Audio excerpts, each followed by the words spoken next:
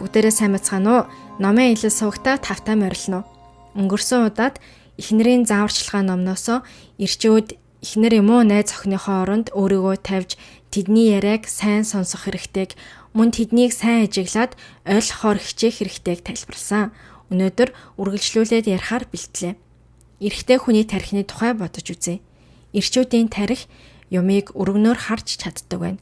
Жишээлбэл газрын зураг хараад чиглэл, газар зүйн байршил зэргийг ойлгож чаддаг. Өөрөөр хэлбэл эрэгтэйчүүд нь холын зүйлийг сайн харж чаддаг. Гэхдээ ойрын зүйлийг тиймч анхаарч чаддаггүй байна. Харин эмэгтэйчүүд нь холын зүйл биш, ойрын зүйлийг сайн анзаардаг. Ийм эсрэг тесрэг хүмүүс гэж хэлж болно.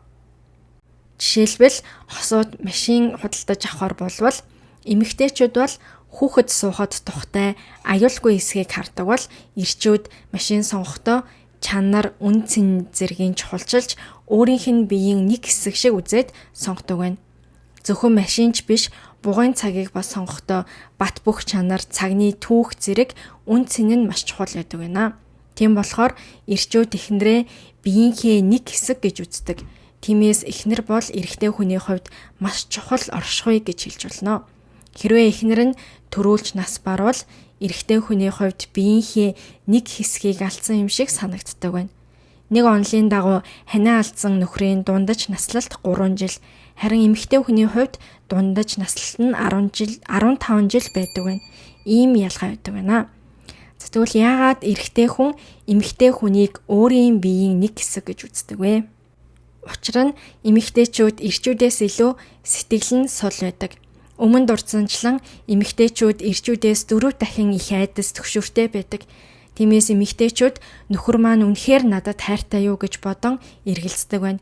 Иймд ирчүүд эхнэртэй байнга анхаарал тавьж байх ёстой. Сүүлийн үеийн залуус дасгал хийхийг маш чухалчилдаг болсон. Булчингаа барихын тулд өдөрт хэд хэдэн удаа дасгал хийж уураг удаг байх. Уураг булчинд чухал байдаг шиг магтаал нь эмэгтэйчүүдэд бас адилхан чухал юм. Баярлаж талархснаа мөн гадаад үзмжийг магтаж болно. Бас хайртайгаа хэлж байх хэрэгтэй. Эдгээр үгсийг хэдэн өдөрт нэг удаа биш, харин өдөр болгон болж өгвөл 3 цаг тутамд хэлэх хичээгээрэй. Энэ хүртэл эмэгтэйчүүдийг ойлгохоор хичээж, тэд юу ч гэж хэлсэн, тийм гэж хэлэхэд ирчүүд бэлэн байх хэрэгтэйг мэдсэн. Одоо өдөр тутмын амьдралд хамаатай зүйлсийг ярилцъя. Заримдаа жижигхэн зүйлээс болоод маргалдах үе байдаг. Ийм үед эмэгтэйчүүд чи өмнө нь ч гэсэн ингэж байсан штэ гэд дандаа өнгөрснийг дахин сөхөж ирдэг.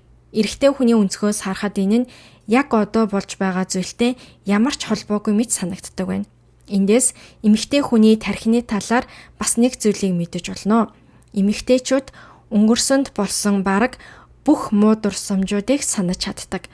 Мөн тухайн үед юу болсон, ямар мэдрэмж төрсөн гэх мэт сэтгэл хөдлөлөө бас сандаг байна. Эрэгтэй хүний хувьд ийм дурсамж тэр бүр байдаггүй байна.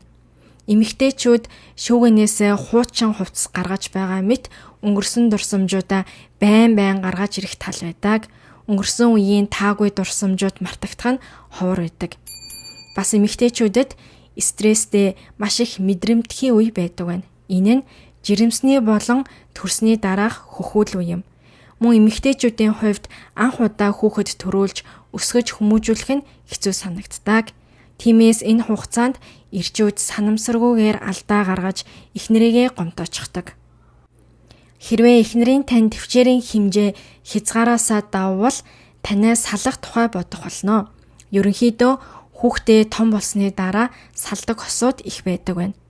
Тэгвэл яагаад жирэмсний үе болон хөхүүл үед амархан стресстэй вэ? Хүүхэд төрүүлэх нь эмэгтэй хүний биед маш их ачаалал өгдөг.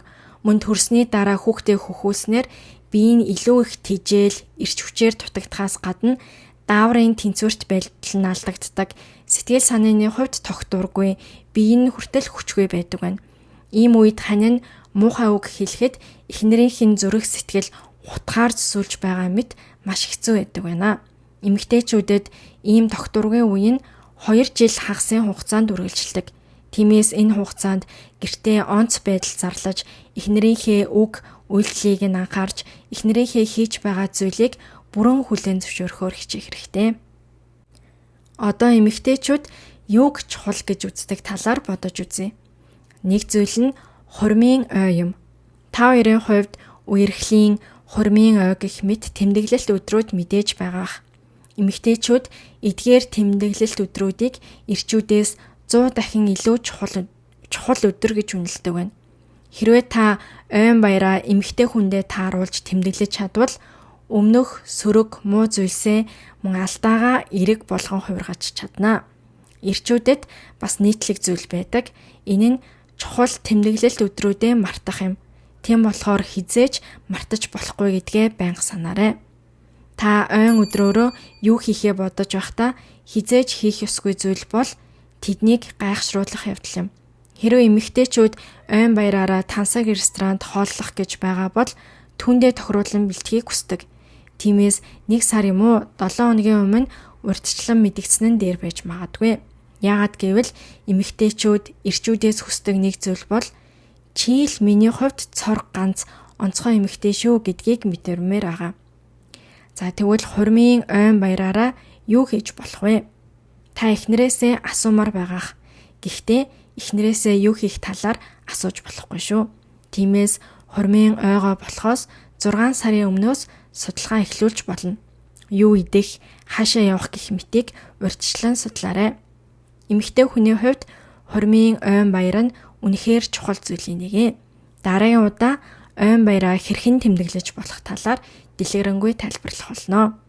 Энэ хүртэл видеог маань үзсэн та бүхэнд маш их баярлалаа.